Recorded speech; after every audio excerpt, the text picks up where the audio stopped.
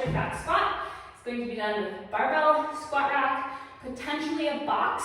If you want to start with that, that's fine. I prefer it. It's more comfortable to get into that bottom position and get set and feel like it's more controlled for me. So personal preference, but you don't have to have one, okay? So you are going to set your pins at the bottom position of your squat. So whatever your depth is that allows you to maintain control, stability, right? No butt wink, your feet are planted. That is where you're going to set your bar, okay? And you may need a test run. Have somebody watch you, see where your bar hits when you do a full depth weighted squat, and go from there, okay? However, you're gonna set it up. You're going to add, I'm not gonna add weight because you wouldn't be able to see me, but you're going to add as more weight than you know you can lift.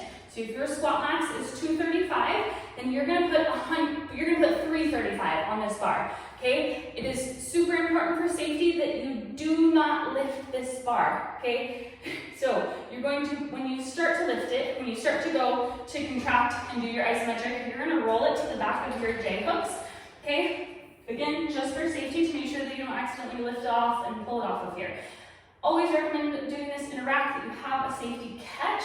However, if you load it properly and you pay attention, that shouldn't be an issue because the bar should not move, okay? So make sure it's heavy.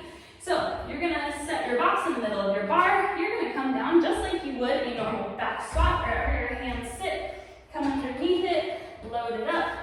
You're going to slowly, especially for your first rep, make sure you slowly ramp into that max contraction, okay? You don't wanna just jerk and drive straight into it. Ramp up, think 10, 15, 20% at a time, okay? Working your way up. So for example, grab onto the bar, create tension, core tight, glute squeeze, big breath, and start to drive up. 10, 20, 40, 60, 80, 90, 100%, holding. Okay, I'm moving my bar because I don't have any weight on it, but you get the idea, okay? And I may not even be actually lifting my butt off of this bench. I can feel it like a quarter inch lifting up, okay? You don't have to have a ton of movement as long as you're not sitting on the box and you are actually giving this your max effort, okay? So I am still touching it, but I have no weight on the box, so it doesn't have to be a ton of movement to actually get off of it. But if you don't want the box, you don't have to have it at all, okay? So you set up in the same way. I just prefer it because I think it helps me set up my positioning, but you can come underneath, get yourself set, core tight, big breath, roll it to the back, brace, and start to drive out, okay? Hold for designated amount of time, sets, reps, and go from there.